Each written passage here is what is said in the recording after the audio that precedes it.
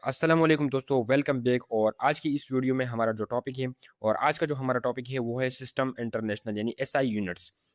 SI units की ज़रूरत क्यों पड़ी हमें, एसआई यूनिट को क्यों बनाया गया, एसआई यूनिट क्या चीज़ होती है, इन सभी चीज़ों को आज हम देखने वाले हैं। सबसे पहले हम समझते हैं कि एसआई क्या है, यानी सिस्टम इंटरनेशनल यूनिट क्या है। What is system international units? तो ये कुछ यूनिट्स है ये बेस्ट क्वांटिटीज़ के वो यूनिट्स है जिनको सेलेक्ट किया गया है। साइंटिस्ट ने इनको सेलेक्ट किया है as a base unit. Okay. और अभी इसकी हम पूरी कहानी समझते हैं कि ये क्या चीज़ है। जब सिस्टम इंटरनेशनल यानी एसआई यूनिट्स नहीं थे तो दुनिया में बहुत ज़्यादा यूनिट्स इस्तेमाल होते थे और जिससे कन्फ्यूजन बहुत ज़्यादा फैल रही थी। साइंटिफिक स्टडीज सही से नहीं हो पा रही थी। इसके साथ साथ तिजारत में भी बहुत मसले मसाइल थे, क्योंकि किसी एक जगह पर के लिए कोई एक यूनिट इस्तेमाल होता था, दूसरी जगह पर कोई दूसरा यूनिट, और तीसरी जगह पर कोई तीसरा यूनिट इस्तेमाल होता था। यानी कि बहुत ज़्यादा यूनिट्स थे एक ही चीज़ के लिए, एक ही क्वांटिटी के लिए बहुत ज़्यादा यूनिट्स थे, जिनसे कन्फ्यूजन बहुत ज़्यादा फैल रही थी और एक से दूसरे में कन्वर्ट करना पड़ता था। और इसलिए साइंटिफिक स्टडी भी डिस्टर्ब हो रही थी कि अमेरिका में जो कोई स्टडी कर रहा है वो अगर यहाँ पर किसी दूसरे मुल्क में वो भेजते, यानी पाकिस्तान में वही स्टडी की जा रही थी, वही की स्टडी की जा रही हो तो वो दूसरे यूनिट्स में होती है, तो दूसरे दोनों ममालिक जो है वो अलग अलग यूनिट्स को इस्तेमाल कर रहे होंगे, तो इससे बहुत ज़्यादा कन्फ्यूजन फैल रही होगी और लोगों को समझने में भी मुश्किल हो हुई थी। और इसके साथ-साथ एक वाक़या भी आया था, सिस्टम इंटरनेशनल यूनिट्स जब नहीं हुआ था, तो नासा का बहुत बड़ा नुकसान हुआ था, सिस्टम इंटरनेशनल यूनिट्स की ना होने की वजह से। सबसे पहले क्या होता है कि 19 कि जब ये सब चीज़ें हो रही थी और बहुत ज़्यादा कन्फ्यूजन फैल रही थी, तो साइंटिस्ट ने क्या किया कि 1960 में एक कॉन्फ्रेंस बुलाई, एक इजलास बुलाया पेरिस में, जो कि फ्रांस में वाक़ है। और इसमें क्या कहा गया? इसमें ये डिसाइड किया गया, साइंटिस्ट ने ये डिसाइड किया कि हम ऐसा एक सिस्टम बनाएँगे जिसमें यूनिट्स होंगे वो पूरी दुनिया में इस्तेमाल होंगे, और उस यूनिट को हम सिस्टम इंटरनेशनल यूनिट कहेंगे, यानी एसआई यूनिट्स कहेंगे। इस इजलास में 7 क्वांटिटीज़ को बेस क्वांटिटीज़ कहा गया और उनके यूनिट को बेस यूनिट कहा गया, और उनके यूनिट्स को बेसिक और इनके यूनिट को बेस यूनिट कहा गया, और इसके यूनिट्स को बेस यूनिट कहा गया।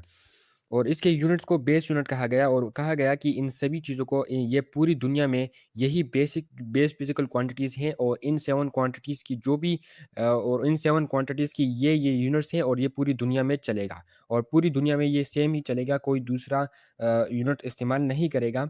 तो इसलिए ये सिस्टम बनाया गया जिसको हम सिस्टम इंटरनेशनल यूनिट इनको 7 क्वांटिटीज़ को बेसिक क्वांटिटीज़ सेलेक्ट किया गया और उसके यूनिट को भी डिफाइन किया गया, उनके यूनिट को भी चुन लिया गया कि ये यूनिट होंगे इसके। और जो बाकी यूनिट्स है, यानी कि जो क्वांटिटीज़ 7 क्वांटिटीज़ के अलावा भी बहुत ज़्यादा क्वांटिटीज़ है, बेस क्वांटिटीज़ के अलावा भी बहुत क्वांटिटीज़ के हैं, ये कहे वो बहुत ज़्यादा क्वांटिटीज़ हैं, उनको डिराइव क्वांटिटीज़ कहा गया और उनके यूनिट्स को डिराइव यूनिट कहा गया। वो आगे हम देखने वाले होंगे कि base physical quantity, derive quantities क्या होती हैं। इन सभी चीज़ों को नेक्स्ट लेक्चर में हम कवर कर रहे होंगे। तो the 7 basic physical quantities, their units are symbol are given below। और अभी हम देखते हैं कि सिस्टम इंटरनेशनल में कौन-कौन सी वो क्वांटिटीज़ है जिनको सेलेक्ट किया गया और उनके यूनिट को भी सेलेक्ट किया गया है। ये है वो 7 बेस क्वांटिटीज़। इसको इसमें लेंथ को एक बेस फिजिकल क्वांटिटीज़ कंसीडर किया गया है और सेलेक्ट किया गया है। लेंथ को एक बेस फिजिकल क्वांटिटी सेलेक्ट किया गया है। इसकी एसआई यूनिट यानी इसकी यूनिट को मीटर, इसकी यूनिट को मीटर जो है मीटर इसके यूनिट को मीटर सेलेक्ट किया गया है, यानी कि पूरी दुनिया में जो भी होगा लेंथ का जो यूनिट होगा वो मीटर होगा। अब मीटर का सिंबल, हम मीटर को हर जगह मीटर नहीं लिख सकते, यानी बहुत बड़ा यानी कि हम मीटर को शॉर्ट फॉर्म में किस तरह से लिखते हैं, मीटर एम, यानी छोटा एम हम लिखते हैं, तो ये इसका सिंबल है मीटर का। बेस फिजिकल क्वांटिटी, ये एक बेस फिजिकल क्वांटिटी है, इसका एसआई यूनिट ये है, इसका एसआई यूनिट मीटर है और इस मीटर का सिंबल ये एम है। इसके बाद इसके इसके साथ मास को भी एक बेस फिजिकल क्वांटिटीज सेलेक्ट किया गया है और इसकी यूनिट को किलोग्राम करार दिया गया है, यानी इसका यूनिट जो होगा वो किलोग्राम होगा पूरी दुनिया में, और उसको हम केजी से रिप्रेजेंट करते हैं। टाइम को भी एक बेस फिजिकल क्वांटिटी सेलेक्ट किया गया और इसके यूनिट को सेकंड सेलेक्ट किया गया, और सेकंड का सिंबल है एस।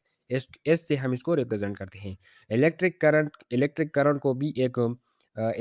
को भी एक बेस फिजिकल क्वांटिटी सेलेक्ट किया गया और इसके यूनिट को एम्पेयर सेलेक्ट किया गया, और इस एम्पेयर का जो सिंबल है वो है ए। यहाँ से ए, यहाँ पर आप इसको सिंबल देख सकते हैं, इससे आप स्क्रीनशॉट भी ले सकते हैं।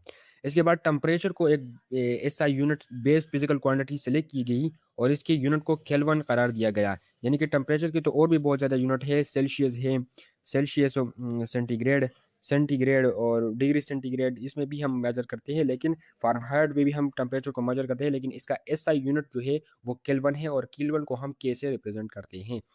अमाउंट ऑफ सब्सटेंस को मोल में, अमाउंट ऑफ सब्सटेंस को भी एक बेस फिजिकल क्वांटिटी सेलेक्ट किया गया और इसको मोल इसके यूनिट को मोल सेलेक्ट किया गया और मोल को हम इस तरह से रिप्रेजेंट करते हैं, MOL यहाँ से रिप्रेजेंट करते हैं।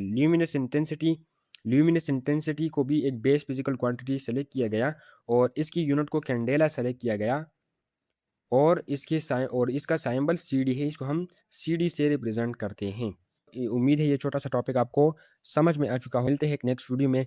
तब तक अगर आपको ब्रांचेस क्लियर नहीं है तो बहुत अच्छी तरीके से मैंने ब्रांचेस को क्लियर कराया है।